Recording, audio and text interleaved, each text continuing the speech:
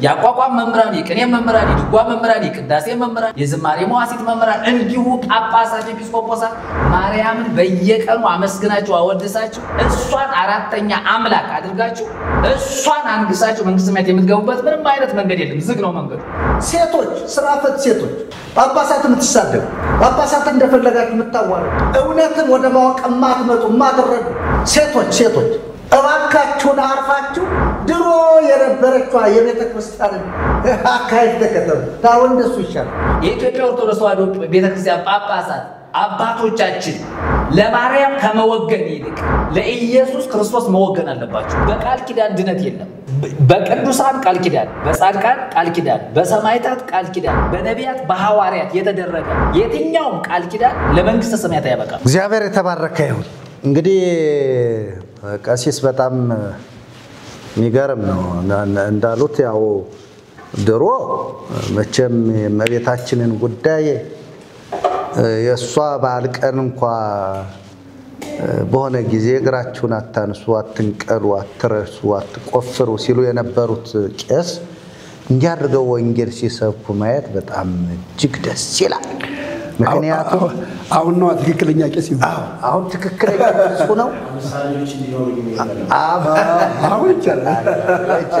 አሁን ይቻላል ያንዳንዳችሁ ምሳሌ አሁን ይቻላል እና አሁን ግን በቄስ አንደበት እውነቴን ነው እንዲሁ ከቄሶች በጣም እነሱም ተጎድተው ህዝብም ጎድተው የሚኖሩበት ያለ እግዚአብሔር ቃል መሆናቸው ያለ እግዚአብሔር ቃል እንዲሁ ታምር ድርሳን ይዞ ዝም ብሎ እንትን ሲል መኖር በጣም ይሄ በእውነት ይሄንን ሚዲያ እየተከታተሉ ካህናት ራሳቸውን ማየት አለባቸው መስበክ አለባቸው ህዝብ ያለ በእነሱ እጅ ነው አመርጌታው እጅ እኮ ህዝብ አይደርስም ከመጻፉ መምህር እጅ ህዝብ አይደርስም እኮ ህዝቡ ያለ እኮ ቄሱ ላይ ነው ደግሞ አንዳንድ ጊዜ ደግሞ ስናየው እንደ ማግኔት የሚስበው ወጣቱን ደግሞ ዲያቆን ደግሞ ከቄሱ በጣም ያወረደ ነው ምንም የማያውቅ ተንሰው ለጸሎት እና ጸልዩ ከማለት ውጭ ያላለፈ ካህኑም እንዲሁ ቅድም ኃይለሉል መርጌታ ኃይለሉል ያነሱት ቅዳሴው ላይ አሁን ያለው ያንን አያስተውልም ምንድነው የሚለው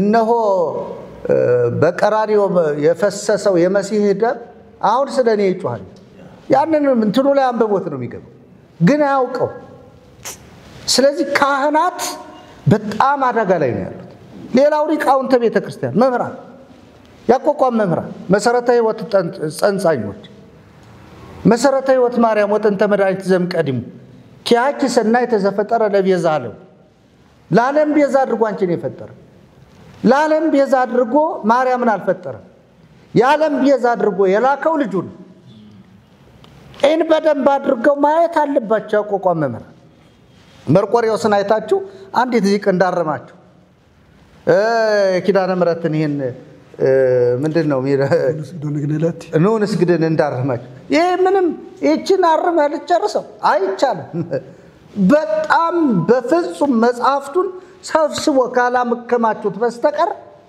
በፍጹም ታርሞ የሚያልቅ ነገር የለም ምንም የለም ስንዴ የሚባል ነገር የለው ውስጡ አብዛኛው ማለት ነው በጣም ጥቂት ናቸው ቅድም ያነሳናቸው አይነቶች እንጂ አብዛኛውን ለፍጡር ነው የተሰጠ እስኪ አስቡ ክርስቶስ ኢየሱስ መስቀል ላይ ተሰቅሎ ሞቶ ለሞተው ለክርስቶስ ሳይሆን ለመስቀሉ ቤዛ አድርጎ መስቀሉን ቤዛ ነው ብሎ መስጠት እኮ ትልቅ ድፍረት ነው እግዚአብሔርን እኮ እኛንን ምን ሾመ እኛ እንዳርከን ሁን እኛንን እጅን ጠምዝዘን ካልፈለክ ከስልጣን ሁሉ እናወርዳለን አይነት ፍከራ እኮ ነው በእግዚአብሔር ላይ እየተደረገ እግዚአብሔር በሰራው ስራ እግዚአብሔር በላከው ልጁ በኢየሱስ ክርስቶስ ደም በጸጋው መንፈስ ላይ መቀለድ አርጅታል ያንዳንድ ትሞታል እንግዲህ ነሳ መግባት ነው ያለባችሁ ናስተራንትና አንድ መዝሙር አይታችሁ ከሆነ በግጥም የሰማዩ ገብርኤል ተንበርክኮ አመሰገነሽ የምድራዊ ገብርኤል ግን አይወድሽም ቢል ማን ነው አሁን እኮ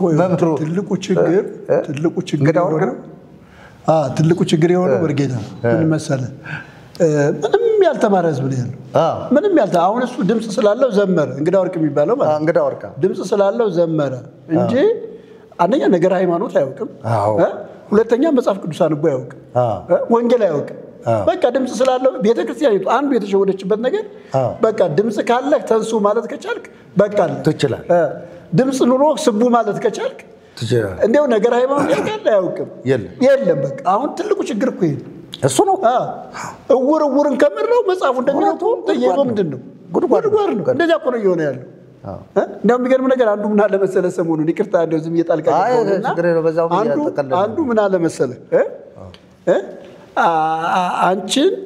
አንቺን ቤዛዊት ዓለም አንቺ ቤዛዊት ዓለም ሞንሽን ክጄ መንግስተ ሰማያት ከምገባ እና አባ ጊዮርጊስ ጋስጫ እና አባ ሪያቆስ ያሉሽና አንቺን ቤዛዊት ዓለም አይደለሽም ብዬ ክጄ ኢየሱስ ቤዛ ነው ብዬ መንግስተ ሰማያት ከምገባ እነሱ ገቡበት ሲወሉ ገባ ይሻለኛል ሆይ ተበርከስ የሰው ንጉርን ደሙ በልጆቻችን ይሁን እንዳልኩ እኮ በቀጥታ ማለት እኮ ነው ስለዚህ እንትኑ አጠቃላይ ይሄ ትምርቱ ይሄ ሲሰበክ የኖረው ስለሷ ነው ትምርቱ ስለሷ ነው ሰው የሚያውቀው እሷን ነው ክርስቶስን አያውቅም አልተሰበከም ለዚህ እኮ ነው ወንጌል ማርያም ብያለሁ እኮ ቅድም ይሄ ወንጌል ማርያም ነው የኛ ህዝብ የሚያውቀው ምን ታውቃለህ ተብሎ ከተባለ ወንጌል ማርያም ነው ቤተክርስቲያኒቱም እኮ ወንጌል ብላ ታምረ ማርያም ነው የምታሳልፍ ታምረ ማርያም ወንጌል ብላ ወጣ የተነበበውን ወንጌል ሳይሆን ታምረ ማርያም ነው በሸፍና የምታሳልፍ ስለዚህ መንፈሱን ነው ስታጋባበት አዎ እውነት ነው መርጌታ መላክ ማጠቃላይ ሐሳብ ሶም ይናገሩና ጨርስ እንግዲህ በጣም ጥሩ ጊዜ ነበረን እግዚአብሔር እናመሰግናለን እንግዲህ በመጣው ሐሳብ በጊዜው ለተነሳው መልእክት ለተነሳው ውጅንብር በጣም ማጣለያ ወይ ማጥሪያ የሆነ ሐሳብ እንደሆነ ተስፋ አድርጋለሁ እንግዲህ በእኔ የማጠቃለያ መልእክታችንን እንግዲህ እየቋጭን ስለሆነ እኔ በመጀመሪያ ደረጃ ብዙ ነገር በተለያየም ጊዜ ሁላችንም እንደምንናገረው መዳንን ጽድቅን የዘላለምን ሕይወት የኃጢያትን ስርየት ማንኛውም ሰው ከኢየሱስ ክርስቶስ ውጪ በሌላ አካል ማግኘት አይችልም ማንኛውም ሰው የፈለገውን ያህል ዋጋ ቢከፍል ተራራ ቢወጣ ቁልቁለት ቢወርድ ምጽዋት ቢመጸውት በምንም ተአምር የመዳን ጉዳይ በክርስቶስ ኢየሱስ በማመን የተጠቀለለ የተሰራ እንጂ ፍጡርን በማመንና በማምለክ በማመስገን የተደመደመ አይደለም እንግዲህ ብዙ ሰዎች በሚዲያ የሚከታተሉን ሰዎች ለመዳን ወደ ኢየሱስ ክርስቶስ መምጣት አለባቸው የሚል መልእክት አለንኛ ማለት ነው ለመዳን ለመጽደቅ ለዘላለም ሕይወት ለኃጢያታቸው ስርየትን ያገኙ ዘንድ ወደ ኢየሱስ ከነጥያቄያቸው መምጣት አለባቸው ከነጥያቄዎቻቸው ማለት ነው ወደ ኢየሱስ ከመጡ ክርስቶስ ኢየሱስን አምነው ንስሐ ከገቡ የክርስቶስ ደም ከኃጢያት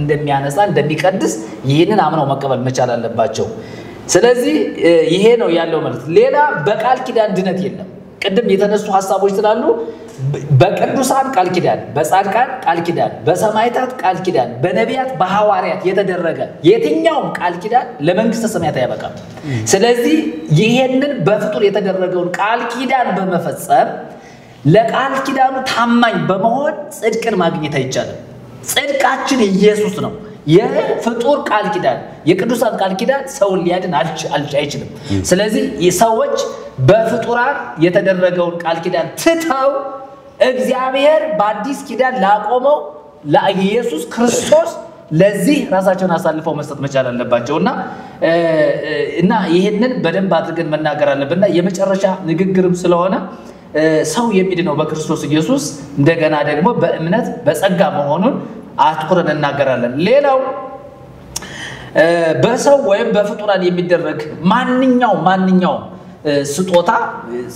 ስጦታ የሰው ስጦታ ጽድቅን ያመጣል ለምሳሌ አሁን በእኛ ማህበረሰብ መካከል ለጽድቅ ተብሎ የሚደረግ የትኛውም ስጦታ ምጽዋት መብል መጠጥ ለሆድ የሚደረግ ነገር የትኛውም ነገር ጽድቅን ያመጣል ስለዚህ ሰዎች ይህንንም ትተው ወደ እግዚአብሔር መምጣት አለባቸው በጣም ከታዘፉት ነገር ልንገራችሁና ሐሳቤን እየተቀለልኩ እመጣለሁ የኢትዮጵያ ኦርቶዶክስ ተዋሕዶ ቤተክርስቲያን ጳጳሳት አሁን በተነሳው ነገር ላይ ለኢየሱስ ክርስቶስ ከመወገን ይልቅ ለማርያም የወገኑ ጳጳሳትን አይቻለሁ እያለቀሱ እያሉ ማለት ነው።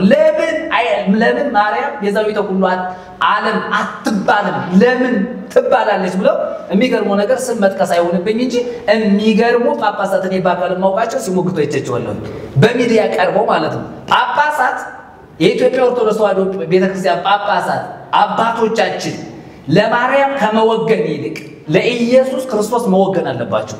የኢየሱስ ክርስቶስን አዳኝነት ባፋችሁ ባትመሰክሩ በልባችሁ አምናችሁ ባትናገሩ የእግዚአብሔር ቁጣ እንደ ምዕመናን የሚያገኛችሁ መሆኑን ግልጽ በሆነ መንገድ መናገር እፈልጋለሁና ጳጳሳት ለምንድን ነው ለማርያም የምትወግኑት? የሞተላችሁ ክርስቶስ እኮ ነው። የታረደላችሁ የተሰዋላችሁ ስለእናንተ ደሙን ያፈሰሰ የደቀቀ የቆሰለ ኢየሱስ ክርስቶስን ለመስበክ ለምን አንደበታችሁ ይታሰራል? ምንኩስናችሁ አያጸድቃችሁም እኮ ቆብ እኮ አያድንም። መንግሥትነት እኮ አያስገባም። ጵጵስና የተቀበላችሁት የጵጵስና ማዕረግ ውስጥ የመጣችሁት እኮ ማርያምን ልትሰብኩ ሳይሆን ክርስቶስን ልትሰብኩ ነበር። ስለዚህ እኛ ሊቃውንቱን ብቻ አይደለም ውድቀት ያገኛቸው ድቀት ያገኛቸው ጳጳሳቱንም ውድቀት አግኝቷቸዋል። ስለዚህ ጳጳሳቱ ከውድቀታቸው ተመልሰው ክርስቶስ ኢየሱስን ወደ ማመን ወደ መቀበል መምጣት አለባቸው። መቀበል አለባቸው። ይሄ መጽሐፍ ቅዱስ የሚናገረውን ቃል በድፍረት እንናገራለን። ስለዚህ ለማርያም ወግናችሁ መንግሥተ ሰማያት አትገቡ። እርግጡን እንንገራችሁ። ለማርያም የምትወግኑ ጳጳሳት፣ ለማርያም የምትወግኑ ኤጲስቆጶሳት፣ ለማርያም የምትወግኑ ካህናት፣ ዲያቆናት፣ ሊቃውንት ማርያም መንግሥተ ሰማያት ጎትታ አታስገባችሁ። በጉልበት አይሆንም። መንግሥተ ሰማያት በጉልበት ማርያም አማላጅነት በጉልበት አይሆንም። የኢየሱስ ክርስቶስን አማላጅነት አስታራቂነት ተቀበላችሁ በደሙ ልትነጹ ልትቀደሱ ይገባችኋል። ስለዚህ የምንኩስናችሁንም ጉዳይ በተመለከተ ወደ ኋላ ስንመጣ የመነኮሳችሁት ክርስቶስን ለመስበክ ካልሆነ ቆቡን ማውለቅ በጣም አስፈላጊ ነው። ምን ይሰራላችሁ? ሌላው የማወራው ሊቃውንተ ቤተክርስቲያንም ቅድም ስናነሳ እንደነገር በመልኩ በሊቃውንቱ ራሱን ችሎ ዜማ ስላላቸው ማርያምን አወድሳችሁ መንግሥተ ሰማያት አትገቡ። ይሄ መልእክታችን ነው። ማርያምን አወድሳችሁ ከአንድ ቀን እስከ 30 ቀን 365 ቀን በሙሉ ፍጡርን አመስግናችሁ መንግሥተ ሰማያት የማትገቡ መሆናችሁን በደንብ አድርገን አስረግጠን ነግራችኋለን። የአቋቋም መምህራን፣ የቅኔ መምህራን፣ የድጓ መምህራን፣ የቅዳሴ መምህራን፣ የዝማሬ መዋሥዕት መምህራን እንዲሁ ጳጳሳት፣ ኤጲስቆጶሳት ማርያምን በየቀኑ አመስግናችሁ አወድሳችሁ እሷን አራተኛ አምላክ አድርጋችሁ እሷን አንግሳችሁ መንግሥተ ሰማያት የምትገቡበት ምንም አይነት መንገድ የለም። ዝግ ነው መንገዱ። ያለ ክርስቶስ ኢየሱስ መንግሥተ ሰማያት ስለማትገቡ እንንገራችሁ። ሊቃውንቱ ተመለሱና ኢየሱስን በማሕሌት አመስግኑት። ማሕሌቱን ጽድት አድርጉት፣ አውጡት ፍጡ የፍጡራንን አም ስለዚህ ክርስቶስን አንግሱት እንጂ ፍጡር አንግሳችሁ መንግሥተ ሰማያት አትገቡ። ሌላው የካህናቱ አገልግሎት በጣም የሚገርመው ነገር ካህናቱ ግብረ ሌሊት ሲጮሁ ሰዓታት የሚባሉ ጩኸት እንታውቁታላችሁ። ሌሊቱን ሙሉ መቋሚያ ሳይዙ ሳይደገፉ የሚቆሙ እኮ ማሕሌት ሰዓታት ካህናት አሉ። የሚገርማችሁ ከቆሙ እግራቸውን የማያጥፉ ከተቀመጡ ከዘረጉ የማያጥፉ ካጠፉ የማይዘረጉ ሰዎች አሉ። ይሄ ሁሉ ዕዳ አንዲት ቅንጣት ታክል ኃጢአት አያስተሰርይም። የኢየሱስ ደም ነው ኃጢአትን የማያስተሰርዩ። ስለዚህ ግብረ ሌሊት ወይም ሰዓታት ቆማችሁ የምትገቡት መንግሥተ ሰማያት የለም። ኢየሱስን ተቀበሉ። ካህናት፣ ዲያቆናት ኢየሱስን መቀበል ብቻ አለባቸው። የኢየሱስን አዳኝነት፣ የኢየሱስ ክርስቶስን አማላጅነት፣ የኢየሱስ ክርስቶስን አስታራቂነት አሁን ኢየሱስ ስለ ኃጢአታችን ሙቶልናል፣ ደሙን አፍስሷል፣ የእሱ ደም በቂ ነው የሚል ሐሳብ ላይ ካልደረሱ እነዚህ ካህናት፣ ዲያቆናት ጨለማ ውስጥ ናቸው ያሉት። ስለዚህ ምዕመናን ብቻ አይደለም የተሳሳቱት፣ ሊቃውንቱ ብቻ አይደለም የተሳሳቱት፣ ካህናት፣ ዲያቆናት ብቻ አይደለም የተሳሳቱት፣ ጳጳሳቱ እያሉ ነው። አሁን አሳፋሪ እኮ ነው። እኔ በጣም ነው የገረመኝ። በሚዲያ ወጥተው እያለቀሱ ለምን አትባልም? ደካማው ሁሉ ምርኩዝ ይዞ ወደ ሚዲያ እየመጣ ነው። ደካማው ሁሉ ምርኩዝ ይዞ ወደ ሚዲያ እየመጣ ነው። ለምን ቤዛዊተ ኩሉ ዓለም አትባልም ለምን አትባልም ብለው ማለት እየተሞገቱ እኮ ነው። ያረጁ ጳጳሳት ሁሉ እየመጡ ነው አሁን። ስለዚህ ይኸውላችሁ ወደ ኢየሱስ ካልመጣችሁ ምርኩዝ ይዛችሁ መጣችሁ ሚዲያ ላይ ተቀርጻችሁ ብትናገሩ ማርያም አትመለዳችሁ አታድናችሁ። ግልጽ መናገር ስላለብን ማለት ነው። ሌላው የሚመጣው የቅኔ መምህራን ሲሞግቱ አይቻቸዋለሁ። እኔ ስማቸውን መጥራት ስለሌለብኝ እንጂ እያንዳንዳቸው በሚዲያ ወጥተው የተናገሩትን ሰዎች እየለቀምኳቸው ነበር። የቅኔ መምህራን ለምን ለአቡነ ገብርኤል ምላሽ ሲሰጥ አንድ የቅኔ መምህር የሰጡትን ሁለተኛ ገብተው ማብራሪያ ሰጥተዋል። ያንን እያንዳንዱን ማብራሪያ እሱ እየተከተለ ሐሳብ እየሰጠ ነበር። የቅኔው መምህር ሲጀመር የማርያም ታሪክ በቅኔ ቤት እኮ በጣም የተሳሳተ ነው። በእፍኝ በጥረኝ ውሃ ሰው ይድናል የሚል ታሪክ እየተረከ ሰውየው መንግስተ ሰማያት ሊገባ ይጥራል። እሱን ታሪክ ከጣለው ታዲያ ምን ይተርካል? እኮ እንግዲህ በጥረኝ ውሃ ሰው ይድናል የሚል የቅኔ ቤት ታሪክ ነው ያለው። ስለዚህ የቅኔ መምህራንን የተፋለሰ ስህተት ያለበት የስህተት ትምህርት ያለበትን ታሪክ በመተረክ መንግስተ ሰማያት አይገቡም። የቅኔ መምህራን ታሪካችሁን ማስተካከል አለባቸው። የቅኔ መምህራን 365 ቀን ሙሉ ኢየሱስን መተረክ አለባቸው።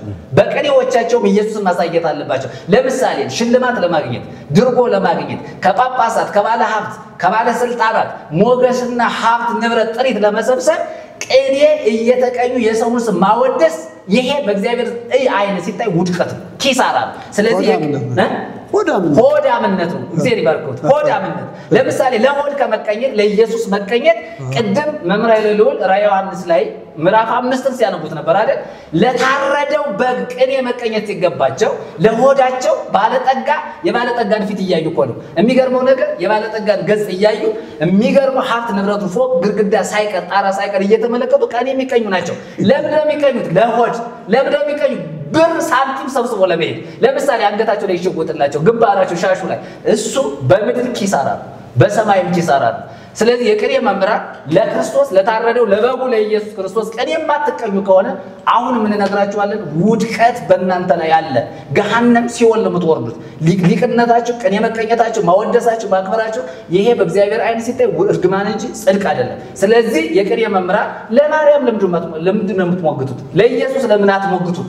ለታረደላችሁ ለተሰዋላችሁ ለተሰቀለላችሁ ስለናንተ ለደቀቀው ለኢየሱስ ክርስቶስ ማትወግኑ የቅኔ መምህራን የተበላሸ ታሪክ እየተረካችሁ ደቀ መዛሙርት እያስተማራችሁ የአብነት መምህራን ተብላችሁ ምንም አይነት መንግስተ ሰማያት አትገቡ። ግልጹን መናገር ስላለብን ማለት ነው። ስለዚህ እንዲህ አይነቱ ነገሮች በጣም አስፈላጊው ነገር ኢየሱስ ያስፈልጋል ለኢትዮጵያ ሕዝብ። ኢየሱስ ለኢትዮጵያውያን ለዓለም ሕዝብ የኢየሱስ ክርስቶስ ሞት ትንሣኤ ዳግም ምጽአት ኢየሱስ ተመልሶ እንደሚመጣ በእያንዳንዱ ላይ ፍርድ እንዳለ ከፍርድ ነፃ እንዲወጣ የኢየሱስ ክርስቶስ ማዳን መነገር ብቻ አለበት። ስለዚህ የኢየሱስ ክርስቶስን ሞትና ትንሣኤ የማትሰብክ ቤተክርስቲያን ቅጣት ይጠብቃታል፣ ፍርድ ይጠብቃታል። ጳጳሳቱ ይጠየቃሉ፣ ኤጲስቆጶሳቱ ይጠየቃሉ፣ መምህራኑ ይጠየቃሉ። ባጠፉት ጥፋት ልክ የሚገረፉ የሚፈረድባቸው መሆኑን ግልጽ አድርገን መናገር አለብን። ስለዚህ የቅኔ መምህራን ታረሙ የተበላሸ ታሪክ ይሄ ገድልና ድርሳኑ የቅኔ ቤት ታሪክ ውጤት መሆኑን በደንብ አድርገን ነው የምናገረው። ባለፈውም ስንናገር ነበር። ሌላው በገጠር በከተማ ያላችሁ ይህን ሚዲያ የምትከታተሉ ወገኖቻችን አሁንም አጥብቀን የምንናገረው ኢየሱስ ክርስቶስ ነው የሚያድነው። አንዳንድ ሰዎች በስልክ በተለያየ መንገድ እየደወላችሁ የምትጠይቁን ሰዎች አላችሁ። አሁንም የምንላችሁ ኢየሱስ ብቻ በቂ ነው። የኢየሱስ ክርስቶስን ሞትና ትንሣኤ ነው የምንነግራችሁ። የመዳን ጉዳይ በክርስቶስ የተጠቀለለ ያለ ኢየሱስ ሰው ወደ እግዚአብሔር መንግስት የማይቀርብ መሆኑን በግልጽ አድርገን እናገራለን። አሁንም መልሳችን የኢየሱስ አማላጅ ነው ለምን ብላችሁ የምታነሱ ሰዎች ኢየሱስ አሁንም አማላጅ ነው። ማርያም አታማልድም ወይ ብላችሁ የምትጠይቁ ሰዎችም አሁንም መልሳችን ማርያም አታማልዳችሁ፣ እሷ የለችበትም በዚህ በማዳን ስራ ውስጥ ማለት ነው። ስለዚህ ይህንን አይታችሁ በገጠር በከተማ ያላችሁ በመላ ዓለም ይህንን ሚዲያ የምትከታተሉ እህት ወንድሞቻችን ወገኖቻችን በክርስቶስ ኢየሱስ ያልሆናችሁ ያላመናችሁ በውጭ ሆናችሁ እየተሟገታችሁ ያላችሁ ሰዎች የኛ መልእክት አንድና አንድ ነው። ኢየሱስ በቂ ነው ለመዳን ለጽድቅ ለዘላለም ሕይወት ለኃጢአት ስርየት ተራራ ሳትወጡ ቁልቁለት ሳትወርዱ ምጽዋት ሳትመጸውቱ በርሱ በማመን የዘላለም ሕይወት እንደምታገኙ መልእክታችን ይሄ ነው። ሌላ ምንም አይነት መልእክት የለንም። ስለዚህ ያለን የመጨረሻ ጥሪ ኑ ወደ ኢየሱስ ነውና እኔ አንድ መጽሐፍ ቅዱስ ክፍል ላነብና መልእክቴን እቋጫለሁ። በጣም በዚህ በዕብራውያን መልእክት ላይ ምዕራፍ 12 ከቁጥር 18 ጀምሮ እስከ 24 ያለውን ብቻ አንብቤ ነው የሚጨርሰው እና እናንተ ይህንን ክፍል ሂዳችሁ ማንበብ ትችላላችሁ፣ ለራሳችሁ መማር ትችላላችሁ እና ቃሉን ሂዳችሁ ማንበብ አለባችሁ ብዬ መልእክቴን አስተላልፋለሁ። ሊዳሰስ ወደሚችል ወደሚቃጠልም እሳት ወደ ጭጋግም ወደ ጨለማ ወደ አውሎ ነፋስም ወደ መለከትም ድምፅ ወደ ቃሎችም ነገር አልደረሳችሁምና ያንም ነገር የሰሙት ሌላ ቃል እንዳይጨመርባቸው ለመኑ። እንስሳ እንኳን ተራራውን ቢነካ ተወግሮ ይሙት የምትለውን የትእዛዝ ሊታገሱ አልቻሉምና ሙሴም እጅግ እፈራለሁ እንቀጠቀጥማለሁ እስኪል ድረስ የሚታየው እጅግ የሚያስፈራ ነበረ ነው የሚለው። ነበረ ይሄ የኋላ ታሪክ በሙሴ ዘመን የተከናወነውን ነገር የሚያሳይ ነው። ነገር ግን ብሎ ምን ብሎ ይናገራል? ወደ ጽዮን ተራራና ወደ ሕያው እግዚአብሔር ከተማ ደርሳቸዋል። ወደ ሰማያዊቷ ኢየሩሳሌም በደስታም ወደ ተሰበሰቡት ወደ አእላፋት መላእክት በሰማያትም ወደ ተጻፉት ወደ በኩራት ማህበር የሁሉም ዳኛ ወደሚሆን ወደ እግዚአብሔር ፍጹማንም ወደ ሆኑት ወደ ጻድቃን መንፈሶች የአዲስም ኪዳን መካከለኛ ወደሚሆን ወደ ኢየሱስ ከአቤልም ደም ይልቅ የሚሻለውን ወደሚናገር ወደ መርጨት ደም ደርሳችኋል ይልና ለሚናገረው እምቢ እንዳትሉ ተጠንቀቁ ይላል። ተጠንቀቁ ነው የሚለው። አያችሁ ይሄንን ድምጽ የተናገረው ራሱ እግዚአብሔር ነው። ሰዎችን በዘመናትና በዓመታት መካከል ይጠቀምባቸዋል። በሰዎች አልፎ እግዚአብሔር ይናገራል። በአባቶቻችን የተናገረውን ቃል እኛም እንናገራለን። ስንናገር ግን ለተናገረው ነገር እምቢ እንዳትሉ። አሁን ለተናገርነው ነገር ሁሉ እሺ ብላችሁ ባትታዘዙ ወደ ክርስቶስ ኢየሱስ በመምጣት ንስሐ ባትገቡ የሚጠብቃችሁ ፍርድ ነው። እምቢ እንዳት እነዚያ በምድር ለራሳቸው እምቢ ባሉ ጊዜ እነዚያ በምድር ላስረዳቸው እምቢ ባሉ ጊዜ ካላመለጡ ከሰማይ ከመጣው ፈቀቅ የምንልኛስ እንዴት እናመልጣለን ይላል። እንዴት እናመልጣለን? እነሱ ከምድር የሆነው ነገር ነው የተናገራቸው አይደለ? ከሰማይ የመጣ ደግሞ አንድ አለ፣ እሱም ኢየሱስ ክርስቶስ ነው። ኢየሱስ ክርስቶስ ለተናገረው ነገር መልስ ማንሰጥ ከሆነ ባንመለስ ባንጠነቀቅ የሚጠብቀን ምንድነው? ፍርድ ነው። እናመልጣለን። በዚያም ጊዜ ድምጹን ምድርን አናወጠ። አሁን ግን አንድ ጊዜ ደግሜ እኔ ሰማይን አናውጣለሁ እንጂ ምድርን ብቻ አይደለም ብሎ ተስፋ ሰጥቷል። ዳሩ ግን አንድ ጊዜ ደግሜ የሚል ቃል የማይናወጡት ጸንተው እንዲኖሩ የሚናወጡት የተፈጠሩ እንደሚሆኑ ይለወጡ ዘንድ ያሳያል። ስለዚህ የማይናወጥ መንግስት ስለምንቀበል በማክበርና በፍርሃት እግዚአብሔርን ደስ እያሰኘን የምናመልክበትን ጸጋ እንያዝ። አምላካችን በእውነት የሚያጠፋ እሳት ነውና ይላል። ስለዚህ መልእክቱን ስንቋጨው ከሰማይ ለመጣው ድምጽ ባትጠነቀቁ እሺ ባትሉ ወደ እግዚአብሔር ባትመለሱ የሚጠብቃችሁ የማይጠፋ የእግዚአብሔር እሳት ብቻ ነው። ስለዚህ የምትሰሙን ሰዎች መላ ኦርቶዶክሳውያን በመላ ዓለም ያላችሁ ሰዎች ሊቃውንት ልትሆኑ ትችላላችሁ፣ ዲያቆናት ልትሆኑ ትችላላችሁ፣ ጳጳሳት ልትሆኑ ትችላላችሁ። የትኛውም ሰው ሊሆን ይችላል። የምንናገረው ግን የኢየሱስ ክርስቶስን ማዳን ነው፣ ሌላ አይደለም። አሁን ብዙ ነገር ተዘርዝሯል፣ ብዙ አውርተናል። ግን ስንቋጨው ኢየሱስ ለዘላለም ያድናል፣ ኢየሱስ ከሞት ያድናል፣ በቂ ነው ኢየሱስ ብለን እንጨርሳለን። እግዚአብሔር ይስጥልን። እግዚአብሔር ይባረክ። መርጌታ ይላሉ አጭር መቋጫ ሐሳብ ካለው። እሺ እግዚአብሔር አምላካችን የተባረከ ይሁን። አንድ ሁለት ነገሮች ብቻ እናገራለሁ። የመጀመሪያው ነገር ይህንን የምንናገርበት ምክንያት ቅናት ቀንተን አይደለም፣ ወይም ደግሞ ተመቅኝተን አይደለም፣ ወይም ጥላቻ ኑሮን አይደለም። የጌታችን የኢየሱስ ክርስቶስን እናት ድንግል ማርያም እኛ እንወዳታለን። ግን ይህንን የምንናገርበት ዋና ነገር እሷ ይህንን ስለማታደርግ በእሷ ስም የተዋሸ ውሸት እናንተን ስላጠፋችሁ ስለዚህ ነው የምንናገረው። በተለይ ይህን ግልጽ ማድረግ ስላለብን ይሄ በእግዚአብሔር ቃል ያልተደገፈ የአባቶች ትምህርት ያልተደገፈ እንዲሁ ዝም ብሎ በብልሃተኞች የተፈጠረ ተረት ነው። ስለዚህ እኛ ለእናንተ ያለን መልእክት ከሰማችሁን ይህንን እውነት ሰምታችሁ አምናችሁ እንድትድኑ ነው። ይሄ የመጀመሪያው መልእክት ነው። ሁለተኛው ነገር አሁንም ደግሜ ላነሳ በፈልገው ወንድሞችም ተናግረዋል፣ ከኢየሱስ ክርስቶስ ውጪ ሌላ የሚያድን አካል ስለሌለ በቃ ከሰማይ በታች እንግዲህ ጴጥሮስ መዳን በሌላ በማንም የለም እንድንበት ዘንድ ከሰማይ በታች የተሰጠ ሌላ ስም የለም ብሎ መዳን በኢየሱስ ክርስቶስ ብቻ እንደሆነ ተናግሯል። ስለዚህ ሌላ የመዳኛ መንገድ የለም። እኛ ማርያምን ዛሬ እንደምሳሌ ያነሳን እንጂ የትኛውም አካል አያድንም። ጻድቃን በሉ ሰማዕታት በሉ እነሱ ራሳቸው ለመዳናቸው ክርስቶስ አስፈልጓቸው በክርስቶስ አምነዋል። በነገራችን ላይ እነዚህ ጻድቃን፣ ሰማዕታት፣ ቅዱሳን የሚባሉ ሰዎች በሙሉ በክርስቶስ አምነው የዳኑ ናቸው። በክርስቶስ አምኖ ያልዳነ በጸሎቱ በጾሙ በምኑ ድኗል የሚባል አካል የለም። በቃ ሌላ የሚዳንበት ነገር የለም። እና ከዚህ የተነሳ እነሱም ስላልዳኑ እኔ ብዙ ጊዜ ተናግሬ ያውቃለሁ። በኢትዮጵያ ውስጥ ጻድቅ ብለን የምናከብራቸው ሰዎች ያልዳኑ ሰዎች ናቸው፣ ያልጸደቁ ሰዎች ናቸው። ወደ እግዚአብሔር መንግስት ለመግባታቸው እንኳን እርግጠኛ ያልሆኑባቸው ሰዎች ናቸው። ስለዚህ እርግጠኛ ወደ ሆነው ወደ እግዚአብሔር መንግስት እንድንገባ ድፍረት ለሆነ ሰማይ ምድር ለመሰከረለት እንደዚህ ብል ደስ ይለኛል አይደል? ሰማይ ምድር ለመሰከረለት ቅድም ያነበብነው ታርዳሃልና በነገር ሁሉ ሰዎችን ከነገር ሁሉ ከቋንቋ ሁሉ ዋይተህ ለአምላካችን መንግስትና ካህናት ሆኑ ዘንድ አደረካቸው። ስለዚህ ክብርና ምስጋና ልትቀበል ይገባሃል ብለው መላእክት ያመሰገኑት እሱን ነው። ሰማይ ምድር የሚመሰክርለት ማለት ነው ኢየሱስ ነውና ይህንን አምናችሁ እንድትድኑ ነው። በከንቱ ህይወታችሁ እንዳትጠፋ፣ በከንቱ ደክማችሁ እንዳትቀሩ፣ ዋጋ ከፍላችሁ በከንቱ እንዳትቀሩ። ሰው ከሞተ በኋላ ንስሐ የለው። ያው የቤተክርስቲያን መጽሐፍ ይናገራል እንደነ ሞቱ ለሰባት ሞቱ ንስሐ ብለው ሌላ ንስሐ ስለሚሉ ነው እንጂ ሰው ከሞተ በኋላ ንስሐ የለውም። ያለችው ድል እዚህ ምድር ላይ ነች እና ይሄ ድላችሁ በከንቱ እንዳያልፍባችሁ ስለምንፈልግ ነውና እውነተኛውን አዳኝ ኢየሱስ ክርስቶስን አምናችሁ እንድትድኑ ነው። ብዙ ጊዜ ማርያም ኢየሱስ ክርስቶስን ስለወለደች የመዳን ምክንያት ሆናለች ብለው ይከራከራሉ። መጽሐፍ ቅዱስ ይውላችሁ የመዳን ምክንያት ልጁ ኢየሱስ ክርስቶስ ብቻ እንደሆነ ነው የሚነግረን።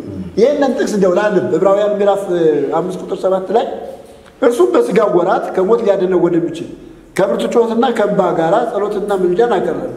እግዚአብሔርንም ስለመፍራቱ ተሰማለት። ምንም ልጅ ቢሆን ከተቀበለው መከራ መታዘዝን ተማረ ይልና 9ና 10 ከተፈጸመ በኋላ በእግዚአብሔር እንደ መልከጼዴቅ ሹመት ሊቀ ካህናት ተብሎ ስለተጠራ ይልና ለሚታዘዙት ሁሉ የዘላለም መዳን ምክንያት ሆነላቸው ይላል።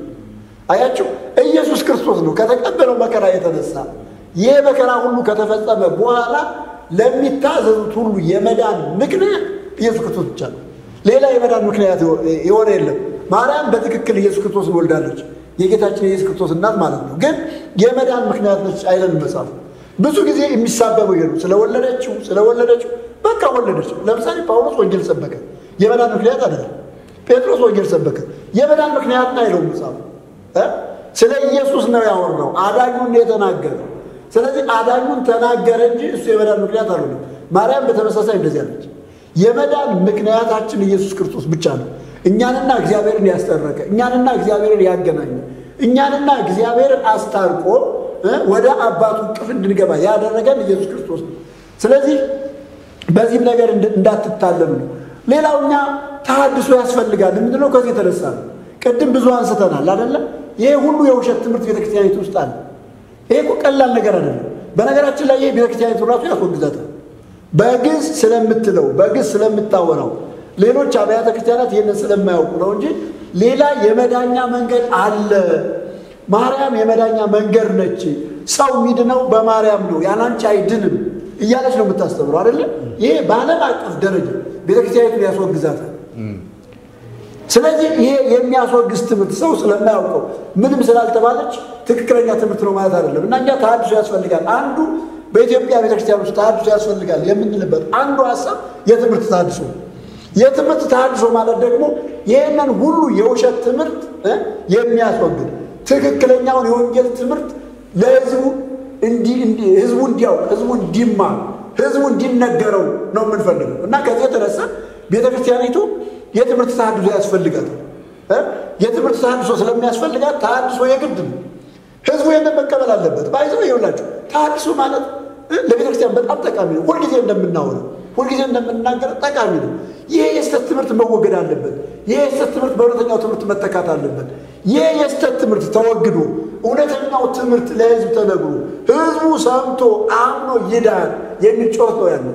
ስለዚህ ይህንን ቤተክርስቲያን መቀበል አለበት፣ ህዝቡ ማመን አለበት። በዚህ አጋጣሚ ሳታውቁ ተሐድሶን የምትጠሉ ህዝቦች ወይም ካህናት፣ ጳጳሳት ብትሆኑ እውነቴን ነው ተሐድሶ ብትቀበል ቤተክርስቲያን በጣም ይጠቅማታል። በጣም ነው የሚጠቅማት። በጣም ሰሞኑን ይቅርታ እንደው በማንሳቴ ሊቀ ጳጳሱ ፓትርያርኩ የተናገሩት ንግግር እኔ ማርኮኛል።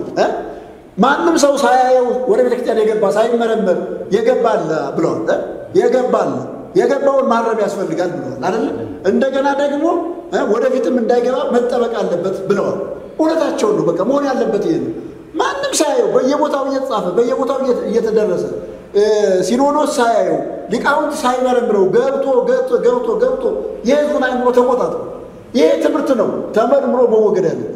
ይሄ ትምህርት ነው ተመርምሮ ከህዝቡ ልብና አይምሮ ወጥቶ ወደ ህዝቡ ትክክለኛው የወንጌል ትምህርት እንዲገባ መሰራት ያለበት እና ታድሶ ማለት ይሄ ነው። የተሳተው ትምህርት ይውጣ ወይም ይታረም፣ እውነተኛው ትምህርት ቤተክርስቲያን ይሰበክ፣ ወደፊት ደግሞ የማንኛውም የተሳተ ትምህርት ወደ ቤተክርስቲያን አይግባ የሚል ሀሳብ ነው ያለን እና ይህንን ብትቀበሉ በጣም ጥሩ ነው። የመጨረሻ ላይ የምናገረው አንድ ነገር ጌታ ኢየሱስ ክርስቶስ ይወዳቸዋል። ኢየሱስ ክርስቶስ ስለኛ ሙቷል፣ ስለእናንተ ሙቷል፣ ደሙን አፍሷል። ይኸውላችሁ ማርያም እስራኤላዊት ልጃገረድ ነች፣ ጌታን ወልዳለች። አናውቃትም እንዴ? አናውቃትም።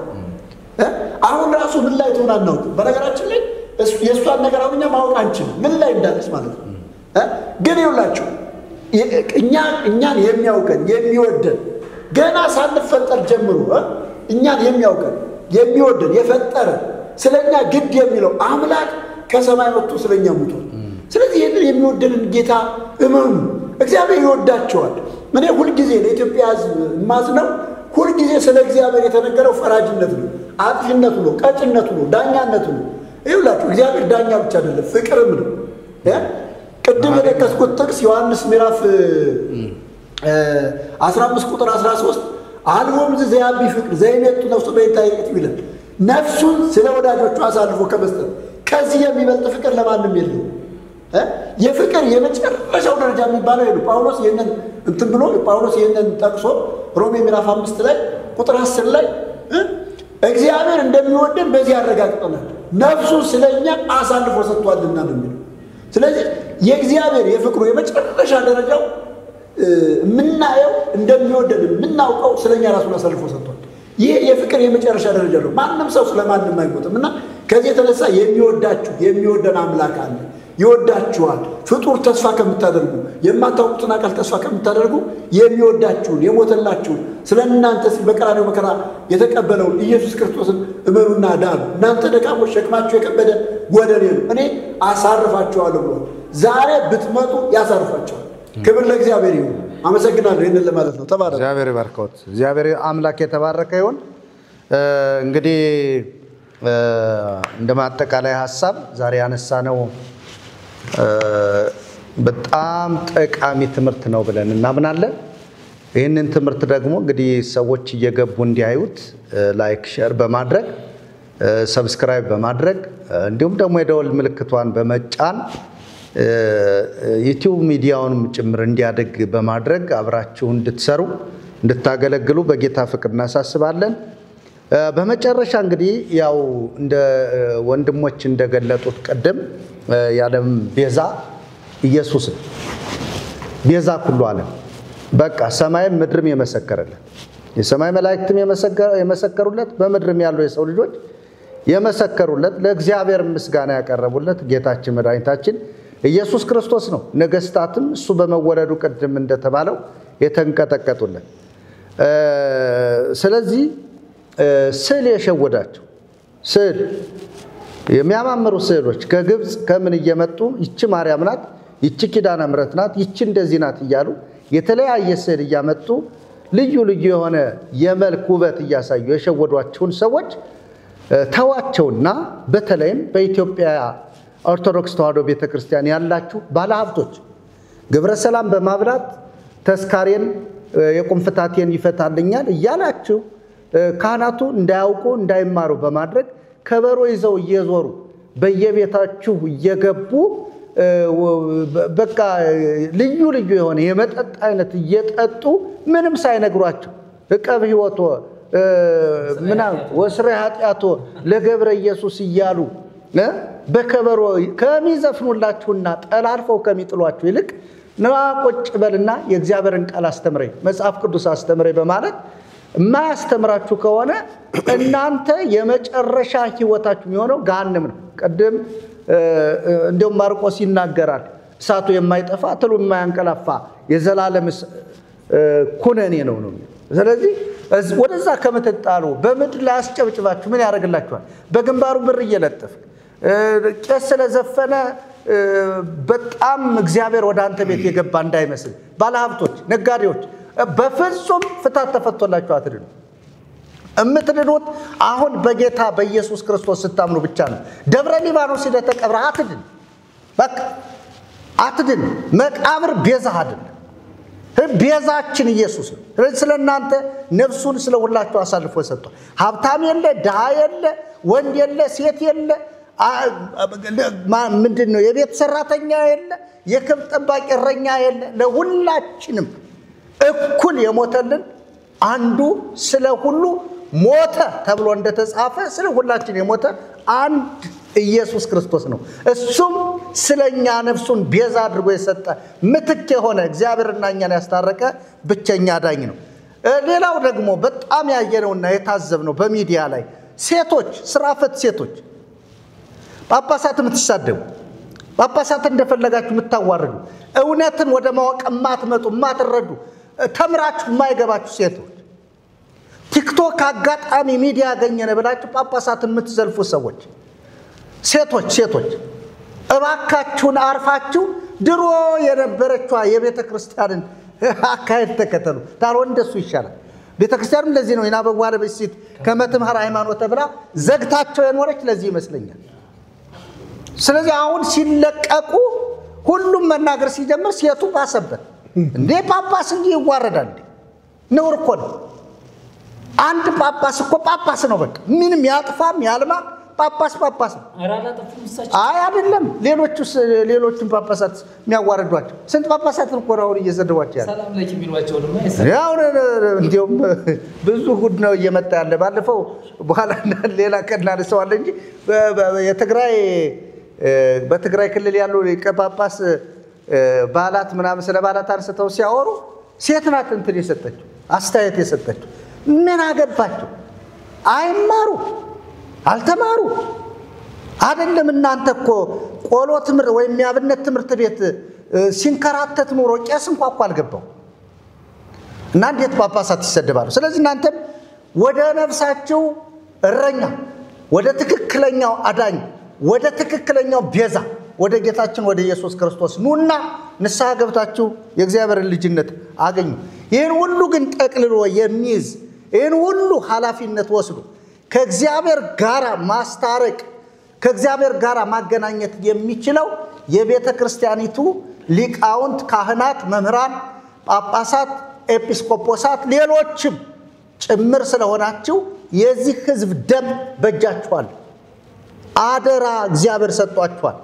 ይህንን አጋጣሚ ተጠቅማችሁ ይህን ሕዝብ ወደ ክርስቶስ ኢየሱስ ብፁዕ ቅዱስ አቡነ ገብርኤል በቃ እኔ ብያለሁ፣ ብፁዕ ቅዱስ ብያለሁ እንደተናገሩት እሳቸው የተናገሩትን ተከትላችሁ የእግዚአብሔር መንግስት የዓለም ቤዛ የሆነውን ክርስቶስን አምናችሁ የእግዚአብሔር መንግስት ብትቀበሉ ወይም ወደ እግዚአብሔር መንግስት ብትገቡ ይሻላችኋል እንጂ እንዲያው ዝም ብሎ በቃ ድሮ ሲባል የነበረውን ከእናቶች ከአባቶች ሲወርድ ሲዋረድ የመጣ ቅዱስ ትውፊት ሲባል የነበረውን ነገር ብቻ ይዛችሁ ገደል እንዳትገቡ ሁላችሁም በጌታችን በኢየሱስ ክርስቶስ እንድታምኑ ማሳሰቢያ እንሰጣችኋለን።